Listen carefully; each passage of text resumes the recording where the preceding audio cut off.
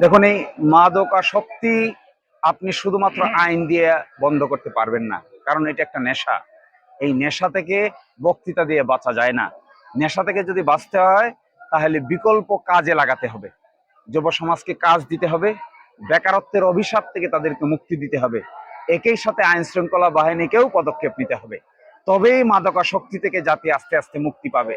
হঠাৎ করে মাদকাসক্তি থেকে বন্ধ করে ফেলবেন, এটা বাস্তবে পসিবল না। এই জন্য আমি মনে করি আমরা যে উদ্যোগ নিচ্ছি, এগুলোও যুব সমাজকে এগুলোর সঙ্গে সংযুক্ত করার একটা মাধ্যম।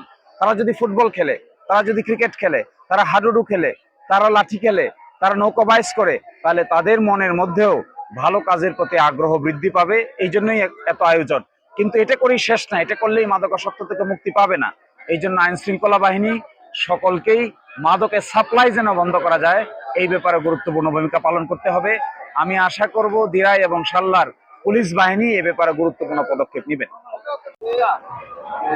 একজন সাংবাদিক যে তৃতীয় জখম করেছে, আরেকজনকে মেরে ফেলেছে, এই বিষয়টা আপনি কিভাবে দেখছেন? না, আমি মনে করি সাংবাদিকদের কথা বলার স্বাধীনতা এবং মত প্রকাশের স্বাধীনতা সবচাইতে গুরুত্বপূর্ণ। যে সমাজে সাংবাদিকদের মত প্রকাশের স্বাধীনতা থাকবে না, এই সমাজে গণতন্ত্র বলতে কিছু থাকবে না। গণতন্ত্রের চতুর্থ পিলার বলা হয় সাংবাদিকতাকে।